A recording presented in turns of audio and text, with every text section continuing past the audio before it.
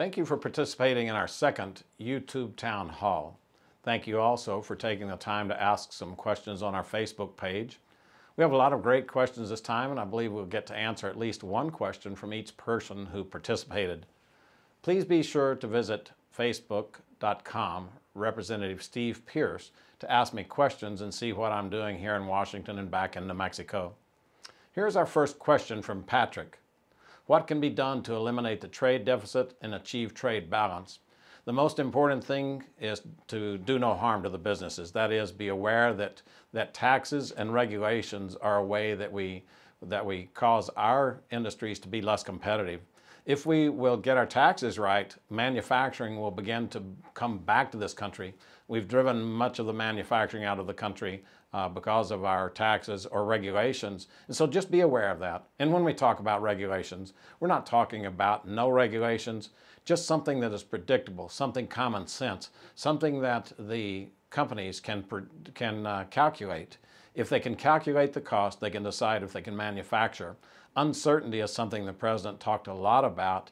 Uncertainty kills jobs, uncertainty stops people from investing, and so just make it more predictable, and those are the things that would do the most for our trade balance.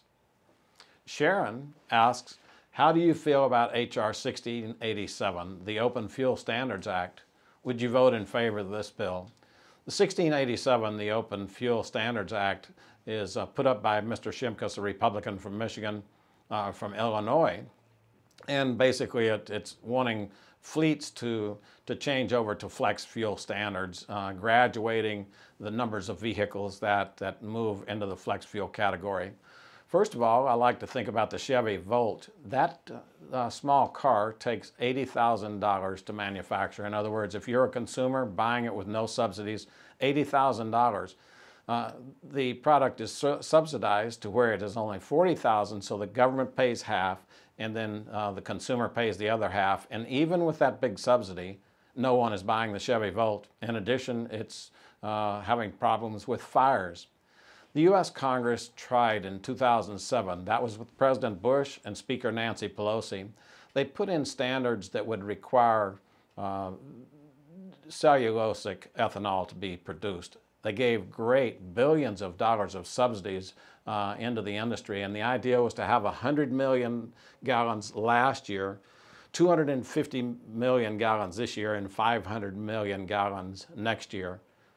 This year, the EPA downgraded that 250 million to 6.6 million. In other words, they gave it a 97% cut, because even with the subsidies, the companies that were supposed to be producing the cellulosic ethanol have gone out of business. What we want to do is make it to where the lower income people can drive. If we price if we price gasoline too high, then it's going to punish the lower income classes most. Right now, I would absolutely not vote for the bill that's proposed because of the punitive effect on our industries, the punitive effect on our economy, and the punitive effect on the poor. Dana and Morgan O'Donnell both asked questions about congressional benefits, pay, as well as the congressional work schedule. What are Congress and the Senate willing to give up? Free insurance, or maybe some of the perks? What if they were required to fund their own retirement and health insurance? Would that not save a huge amount of money? First of all, we have voted, and I voted in favor also, for a 5% cut to our congressional offices last year, another 6.5% this year. Additionally, I've signed on to a letter which requests that we all take a 5% pay cut. There's the misconception that we don't pay for our insurance and that somehow we have these golden parachute retirements. The truth is we're standard federal employees. I buy Blue Cross Blue Shield, which is provided for all the federal employees. It costs about $500 to $600 a month for my wife and I to be on that policy, no children. So it's not necessarily cheap, but it's something that we can afford, and I'm happy to do it. I think that all of us in Congress are willing to give up things, but we have to be aware of exactly what it is that we have right now. So let us live with the same requirements every other federal employee gets, no less, no more, and I think all would go along with that. The second part of Dana's question goes like this. As I see it, if politicians were paid what a working American was paid for the length of time they were on the job, they would only deserve about $30K a year. It is a common misperception that Congress doesn't work much. We advertise recess periods. That's because when we leave the House floor and go out of the city, then we call it recess. The truth is that it's nothing approaching recess. I know that many members went home in August and did not have town halls. 60% of the members, in fact, did not do that. In New Mexico, we must be talking to the people all the time. The small rural states almost demand a familiarity with their elected officials. Senator Domenici was always Pete in the minds of the voters. Joe Skeen was Joe, not Congressman Skeen, and I'm Steve. In other words, we're out among the people all of the time. In August, we had over 20 town halls, and that was just the beginning. We were in constant communications. I work Monday through Sunday. We get back into town and start voting again. I go to the district on the weekends. We generally, on July the 4th, we made 500 miles in one day, and we did about 6 different parades. So that's the sort of thing. We work on holidays. We work on Sundays, Saturdays. I don't feel badly about it. I volunteered for the job. I was elected to do it, and we work our heart out at it. So I think that many times people don't see what it takes to do the job. Just follow us on Facebook, and we post a lot of what we're doing. It gives you great insights about the schedule and great insights about the time that it takes to do our job. But I appreciate the question. Eddie asks, when can we expect to see a reversal of the continuing practices of the, and he uses quotes, "it only applies to the public, not us," in Congress attitude? He gives examples of insider trading, transparency, medical benefits and reduction in salaries and benefits for both House and Senate, term limits for both House and Senate, the lobbyists who continue to control our government and how you vote. Now, there's a bill that Representative Waltz from Minnesota has introduced that would prohibit insider trading. You can look on our webpage and see the questions for the SEC enforcement chief just this last week. And I asked him, is there anything in this bill that is not already against the law? And he said, absolutely not. So the bill looked, first of all, like it was maybe just buying favor, currying favor from the public. Then I asked, are there people here in Congress that are doing things that you can't get to them as far as insider trading, and will this bill allow you to come and get to them? Again, his answer became a little more circuitous, but it came up with the answer no.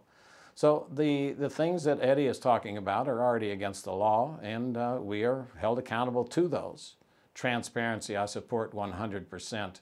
We've become much more transparent in this Congress. It's not 100%, but I believe that we're moving the right direction.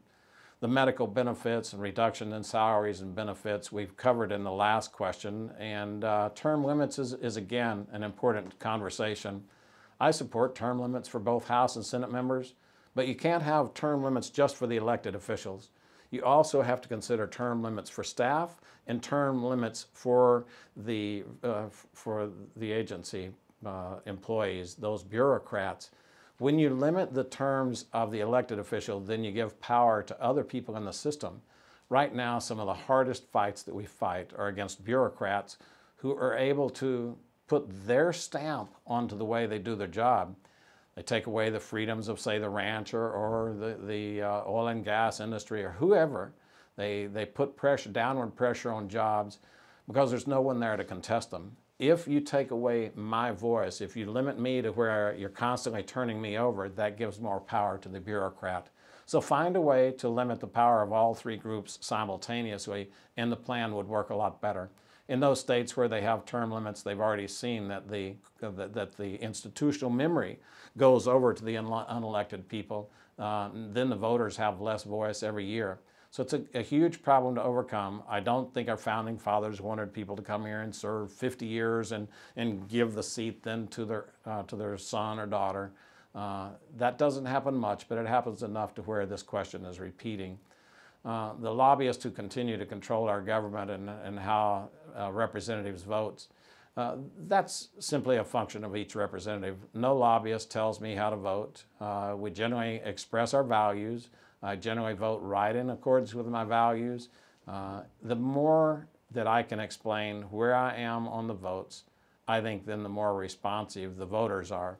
I have people tell me frequently that they don't agree with me on any single issue, but they're going to vote for me because number one, I'm who I say I am, and number two, I don't seem to put my finger to my tongue and find out which way the wind is blowing, and people respect that. So again, I try to do a lot of face-to-face communications in the district and tell people who I am and where I am, and that's the reason people vote for me. Nick asks, shall we continue to fund a federal Department of Education? All of us are just worried sick about the education in the United States. We're not being competitive in the world market. Again, it's the poor people that suffer the most. The rich will always have other choices. They do have other choices, but it's the low and middle incomers who suffer the most from an education system that's not working.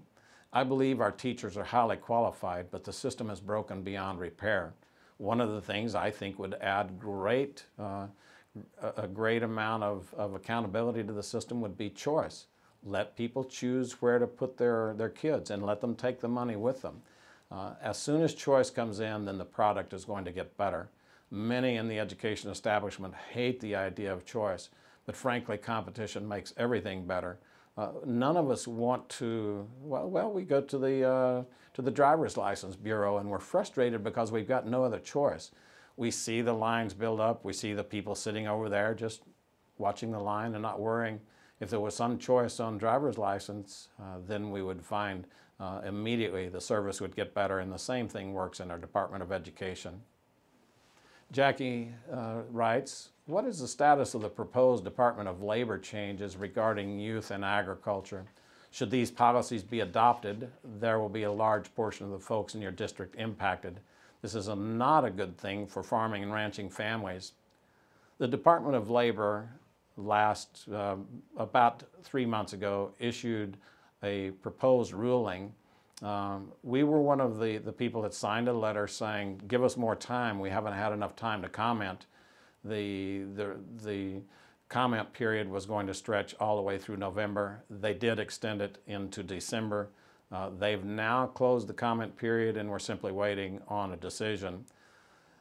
I grew up on a small farm and I grew up working from age 9. My first paid job off of the farm was at age 9. These farm and ranch families depend on having their kids there to do things with them. And what this ruling would do would be to stop them from going to work for cousins and aunts and uncles and grandparents. So it's not something good. I am completely opposed to the ruling. We'll continue to fight because it will hurt farmers and ranchers in New Mexico. Beaumont writes, hi, Congressman Pierce. I'd like a straight answer regarding the current tax program. I'm an educator and a long way off from that $250,000 middle class margin. I pay 28% in taxes, which I do not think is fair. Can we see a bipartisan effort to get an equitable tax program in place? My response is that I support a fair tax, or I support a flat tax. Anything that will make our tax system more fair. Now, I think what the questioner is getting at is this idea that the rich don't pay their share of taxes. And let's deal with that just a moment. I just saw today in the Washington Post an article that talks about the 400 highest paid individuals in the country. They have an average tax bill among them, average of over $50 million each. That's not quite the 1% that the president talks about. In fact, we're trying to find out where he got that 1% number, and frankly, no one can verify that it's accurate. I know that 400 people have been looked at very closely and scrutinized, and the majority of them pay over 36% of their income in taxes.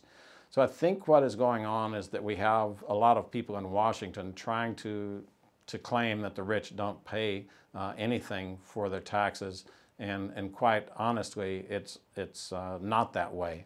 The rich, I'm not saying that they're aren't some who have loopholes, they exploit the tax code or whatever. But that's, it looks like fewer than 15 of those 400 top income earners in the country actually slip through those loopholes. It looks like by far the large majority pay large amounts of taxes. So we'll continue working for plans that make sense for the middle class, that make sense for the job creators in the country. What we all need are jobs to where our pay will get bid up. When there are jobs on the market, other people want us to come to work for them. They offer us a pay raise. Our current employers either match the pay or we're able to go somewhere else. So a strong, healthy job market is absolutely the best thing that we can do for the middle class in America today. PJ writes, how do I find a job in New Mexico with a bachelor's degree in human resources that doesn't require me to speak Spanish? If you come to America, you're able to learn English for free. To learn Spanish, you have to pay. I have to pay student loans, but to get a job in my field, I need to speak another language in my native home state. When will this discrimination change? The answer to all questions like this, when will the discrimination change, is that when the public stands up and demands it, it will change, but not until then. There are many in Washington who want to continue to push agendas here. And the truth is that it's not fair. I think everyone understands that this nation has been one of a destination for hope and opportunity for entire generations of people. What we've done, though, is we've bent over backwards to accommodate those people coming in to the disadvantage of people living here. I would mention to PJ that there are tremendous jobs right now in the southeast corner of the state. Even menial truck driving jobs are paying $80,000 a year. If you can find a job in your career field that fits your capabilities, then I would encourage you, check it out. We've had 3 job fairs across this in southern New Mexico, and we find that in every one of them we had anywhere from 400 to 1,000 jobs available that day. Good high-paying manager jobs, jobs that were paid in the $100,000 range. So I would encourage you to take a look around the state, take a look at other career fields, because people are desperate for workers. They're desperate for people that will show up for work, that can pass a drug screen, that just have the basic skills. And so it sounds like, PJ, with your degree, that you could find a good high-paying position somewhere in New Mexico, and I would encourage you to look around. Dave writes, will you work to protect our Second Amendment rights? Absolutely, Dave. I came here with the idea that our Constitution is sacred. Our Constitution is a contract between the people and a government. Our founding fathers were worried about a government that would get too large and too powerful. They had come over from Europe, where the monarchies reigned, to where the king could tell you what job you would have, could tell you what your freedoms were, could put you in jail for something you did yesterday that wasn't against the law. And so they wrote those protections into our Constitution, and one of those protections was the Second Amendment right to own guns. It's something that I'll fight for, but I'm fighting for the entire Constitution, because I believe that, again, the class that gets disadvantaged when we bypass the Constitution are the poor and the disadvantaged. They're the ones that have no voice. The rich, the powerful, always have a voice. And so work with me, every one of you, to say that our Constitution is the sacred contract between our government and the people, and our founding fathers wrote it to limit the government and expand the rights and the freedoms of the people. Will asks, how much longer are you going to allow the Fed, that is the Federal Reserve, to get away with theft? This zero interest policy, the zero interest rate policy, punishes savers and those on a fixed income, as well as pension funds. The poor are getting hammered with inflation because of money printing. Money printing is an insidious form of theft. I agree with Will. The Federal Reserve is out of control. I disagree with the fact that they're printing money.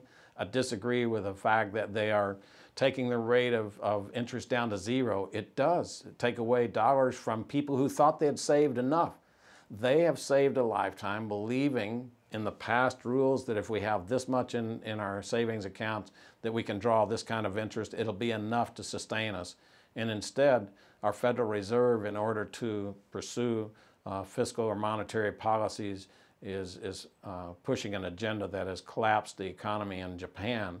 It's almost exactly parallel to what we saw in Japan. Their economy has been hurt for over 20 years. So we're pursuing a game that has no future. What we need to do is get our budget in control, to freeze spending, begin to cut the spending into the future, begin to grow the economy where we'll have more revenues to the government because we have more people working for a living. And when we do that, our economy is going to improve. This printing of money will have to stop, and then the Federal Reserve actually charging zero for interest will become a thing of the past. He continues on to ask, we punish the saver and reward the profligate. You reward bad banks and punish good ones. When a bad bank goes under, if you let it go under, it leaves behind market share that a good bank can pick up. The good bank is punished because there is no market share left behind because you saved the bad loans or the bad banks. Again, I agree with our questioner.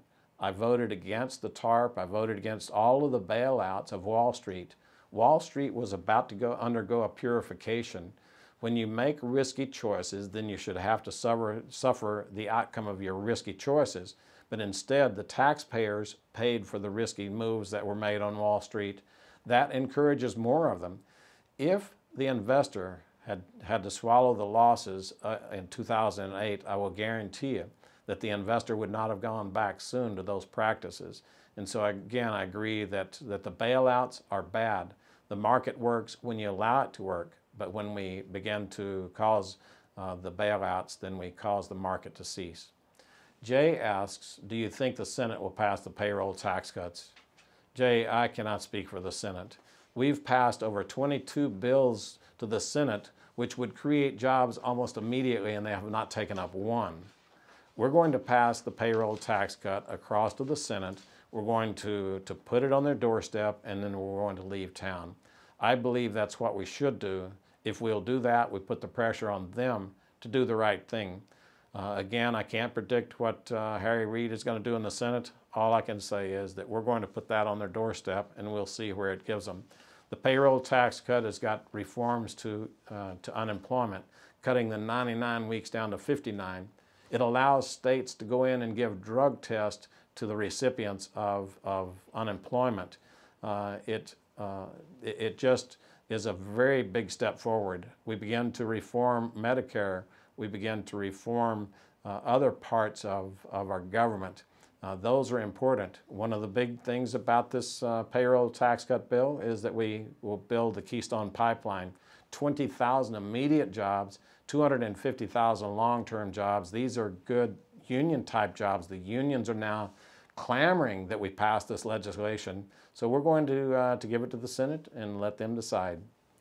Mary Snyder writes, why won't people report that the payroll tax is a Social Security tax? You're, first of all, exactly right. She continues, if these taxes are reduced, then Social Security will go broke faster. Again, absolutely on point. Why isn't President Obama saying cut the income tax? I can't speak for why the White House messages the way it does. I suppose that they've done some sort of message testing, some sort of poll testing, and declared this to be what they're going to do. But again, I can't answer for their messaging. Continues to say that President Obama wants to redistribute wealthy Americans' money to your Social Security check.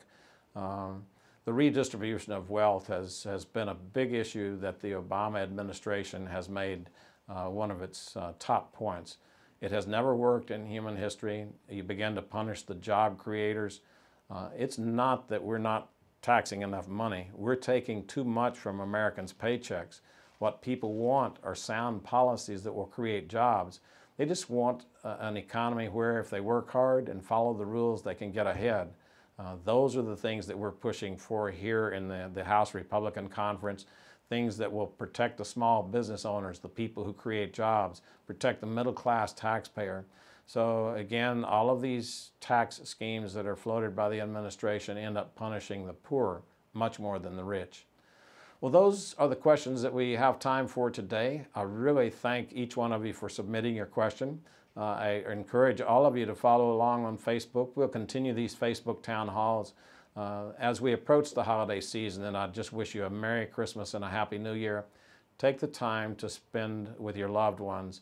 A family is extremely important in these stressful times. We're going to see a lot of ups and downs in the economy over the next year. You're seeing the world economy is at great risk. So know that we should be holding on to the things that are sincerely most important to us. The strength of America has never been in our wallets, in our checkbooks. The strength of America is in the fighting spirit that comes out of each one of us, saying that no matter what challenges we face, we're going to continue and we're going to win this fight. We're going to continue to have a great economy, set the standard for the world, and that's what America is to me. God bless you, and thank you very much.